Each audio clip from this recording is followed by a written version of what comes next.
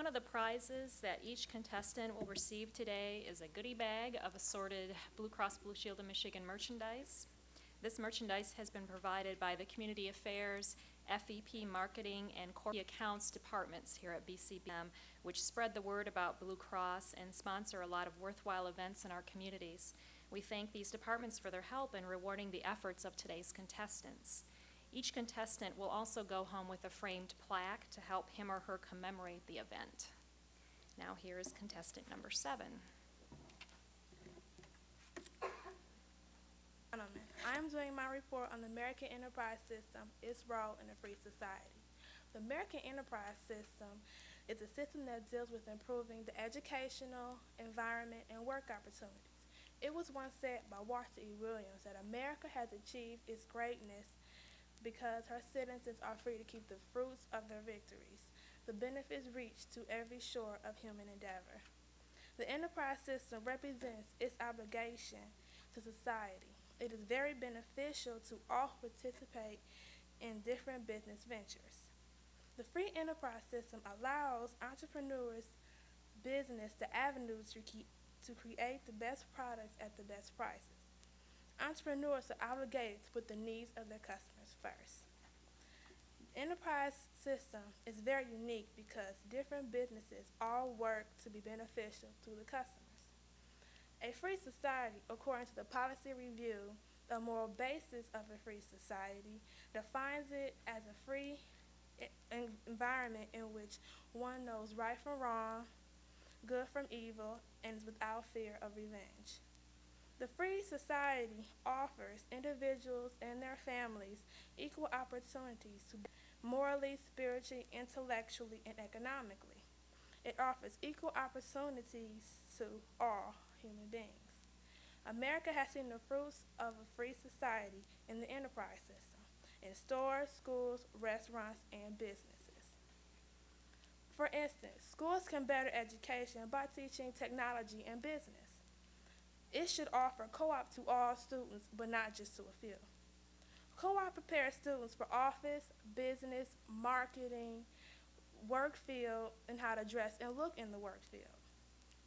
The enterprise system develops different stores for clothes, food, electric appliances, medicine, and footwear.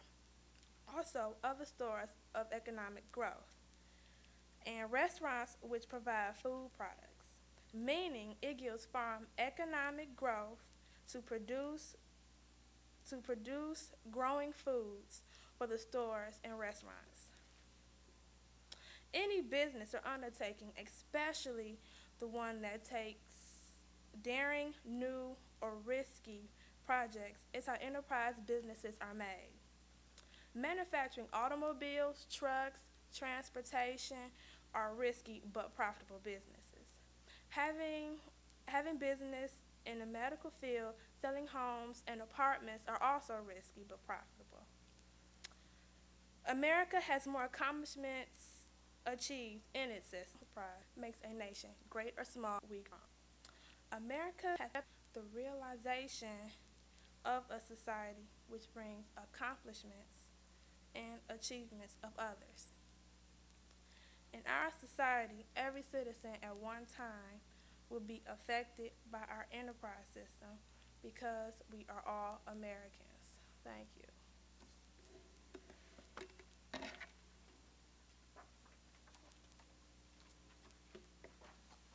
A little bit of information about the group that's bringing the contest to you here today. The National Management Association is a professional leadership development association headquartered in Dayton, Ohio. The association is a national not-for-profit organization serving 25,000 customers nationwide. Members belong to company-based in-house chapters or they are members of community chapters. The NMA's founder, Charles Kettering, became a pioneer in human resource development when he introduced the idea of professional development for first-line supervisors in Dayton in 1919. That idea was so significant that it rapidly spread across the nation, and the National Association of Foremen was formed in 1925. In the late 1950s, the association adopted a broader mission to include all levels of management. In today's team environment, we have many chapters that operate as employee organizations open to all employees, and others that operate as community organizations open to all professionals within the local community. And finally, we have contestant number 8.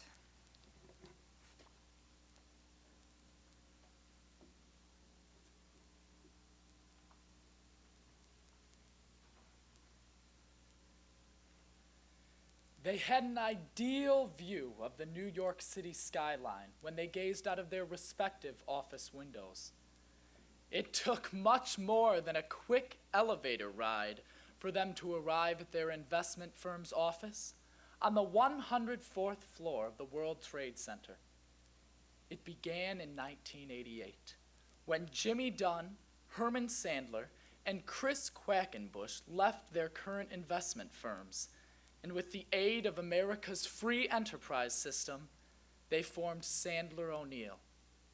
The 3 leaders built a hard-charging, friendship-minded organization, and by the end of 2000, they had 171 employees and generated well over $100 million a year. Everyone involved was thriving in the business atmosphere that was compared to that of a close-knit family. Chris Quackenbush remarked, "Who would have ever thought we would be this fortunate?" He said this on September 3rd, 2001, 8 days before September 11th. The offices of Sandler O'Neill were destroyed by terrorists, and Jimmy Dunn, who was on the 6th hole of a New York golf course when the planes hit, was faced with the formidable task of rebuilding. Out of 171 total employees, 66 died on that tragic morning, including 2 of the 3 people who ran the firm, name partner Herman Sandler and investment banker Chris Quackenbush. 13 years worth of phone numbers and contacts were vaporized. Priceless information went up in flames. And the only people who understood complicated transactions were in the same rooms as the burning documents. The surviving partner, Jimmy Dunn, declared, "I thought someone had reached down my throat and ripped out my heart." On the following Monday, CNBC reported that Sandler O'Neill was going out of business. A livid Jimmy Dunn insisted that the firm would rebuild. So they moved to a makeshift headquarters with walls hidden behind photographs of deceased employees. And with 40% of its staff lost, Sandler O'Neill began restructuring on September 12th. The will of the surviving employees was the only device that could resuscitate the ailing firm. Amazingly, 2 months after the attacks, Sandler O'Neill was profitable again. Sandler managed to complete every deal that had been on the books prior to September 11th, 9 in all, with a value of $2.1 billion. The firm's bond desk wound up having a better year in 2001 than in 2000. Jimmy Dunn will think about his departed friends for the rest of his life. But his business mind is now resolutely focused on where the firm is going, as opposed to where it's been. And he is a true master of the free enterprise system. America's capitalist economy gave Sandler O'Neill the ability to thrive and also reconstruct.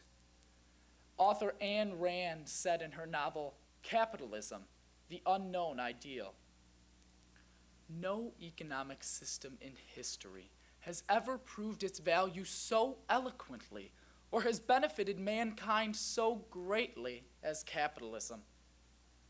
America's history proves Rand's assertion.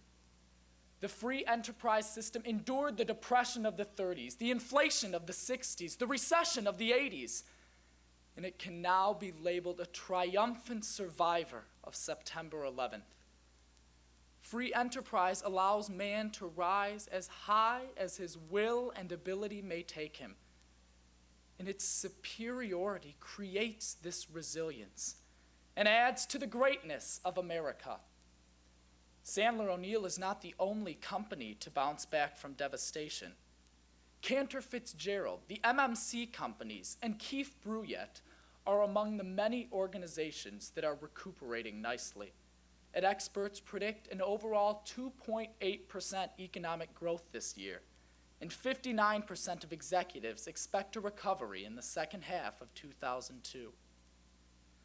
The free enterprise system was the elevator that took Herman Sandler to the 104th floor of the World Trade Center. And terrorism attempted to destroy that catalyst for accomplishment. The suicide flyer shut the power off in the American skyscraper, but nothing can take the heart out of the American businessman.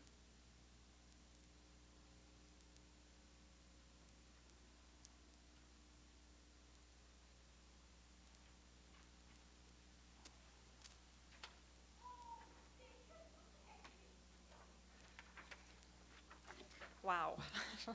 I'm very impressed by everything I've heard here today.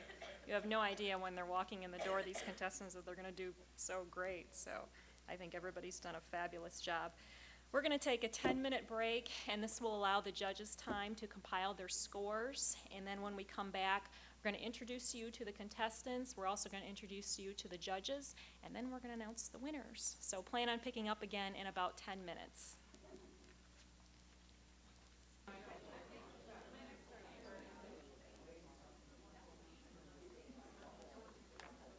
Okay, if we could have everybody back to their seats, please. Ladies and gentlemen, and have the judges completed the grading process? Okay, thank you.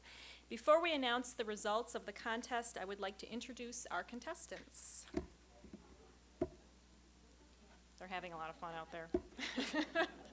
Actually, one of the contestants was reciting a poem.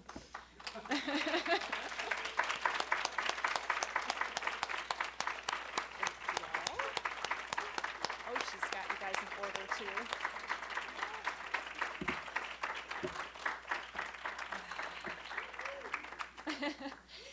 Okay, first of all, speaker number 1 is a 12th grader at Renaissance High School in Detroit, Mr. Isaac Taylor.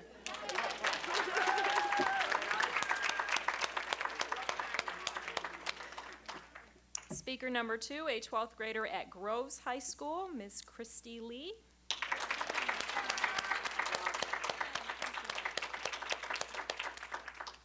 Number 3, a 12th grader at Henry Ford High School, Marquenta Jackson.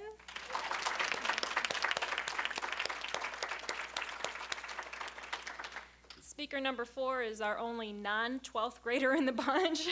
Mr. Charles Schofield of Grosse Pointe South is a 9th grader. So he had some tough competition. Speaker number 5, a 12th grader at Henry Ford High, is Abby Bakare.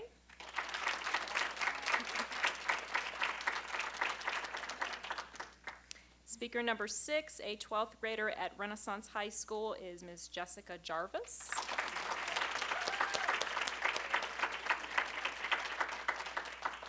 Number 7 is a 12th grader at Henry Ford High School, Shauna King.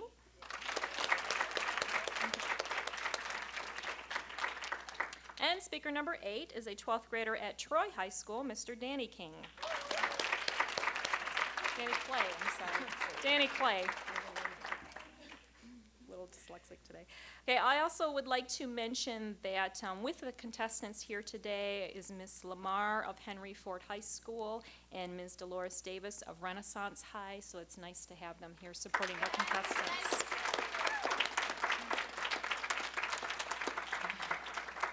And I would also like to mention the parents and the special guests of the contestants. With speaker number 1, Isaac Taylor, is his mom Wanda and his grandfather Lou. With speaker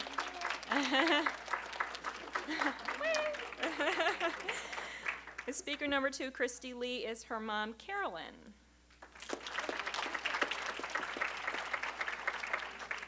With speaker number 4, Charles Schofield, is his mom Carolyn and his grandparents Stan and Eileen. Thank you for coming. With speaker number 6, Jessica Jarvis, is her dad, Alden, who is a veteran of this contest, actually. And with speaker number 8, Danny Clay, is his dad, Sam. Thank you for coming, everyone.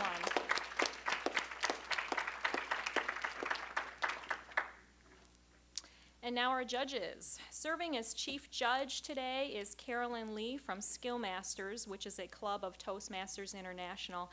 Carolyn is an analyst in the Board Relations Department of Blue Cross Blue Shield of Michigan and is also a member of the National Management Association.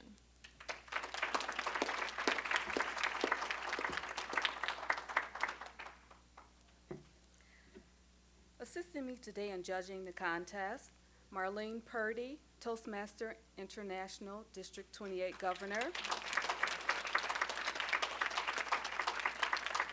and distinguished Toastmaster, Marlene came here all the way from Ohio.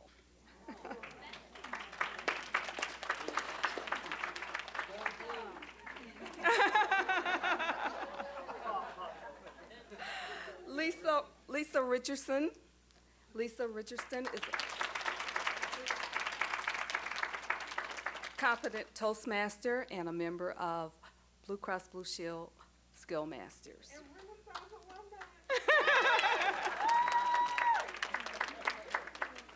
We have Tammy Latimer, a Toastmaster, and Tammy is a member of Blue Cross Blue Shield Metro Masters.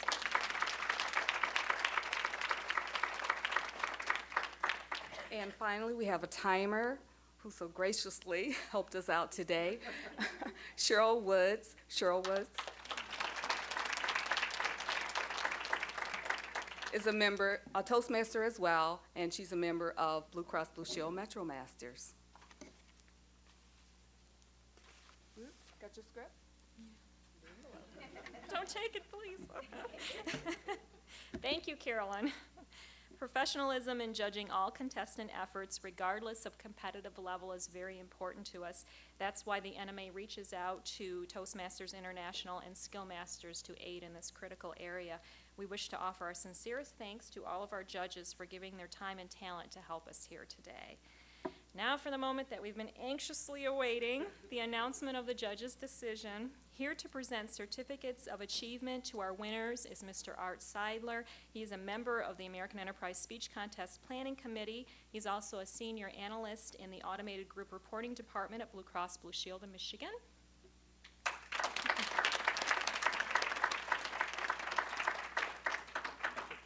And I will note that each contestant that does not place first, second, or third here today will receive an honorable mention because everybody did fabulous.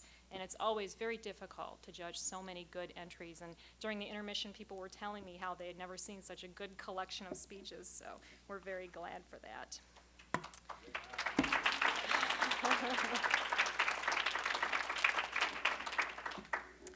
Okay, and here is the sealed envelope. Always wanted to do this, you know, I've never gotten to do this before. It's so exciting. Okay, third place, speaker number 1 from Renaissance, Isaac Taylor.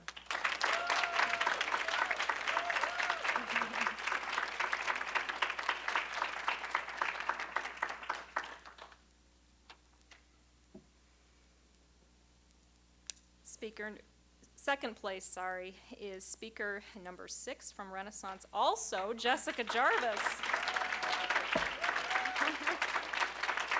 Renaissance doing very well today. And finally, first place, our final speaker, number 8, Danny Clay of Troy High School.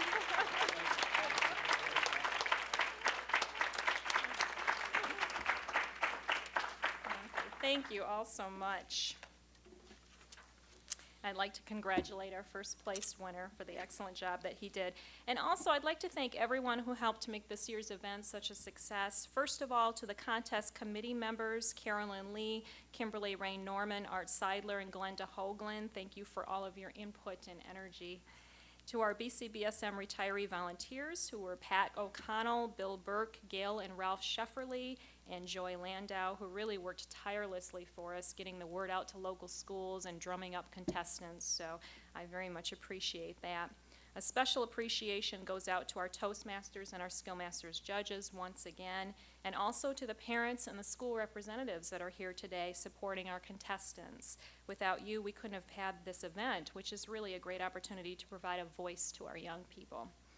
So that would about wrap it up. I encourage everyone to stay a few minutes and congratulate all of our contestants and meet the ones that you don't know. And also I'll ask all of our contestants to stay up here for picture taking. And thank you everyone for joining us here today.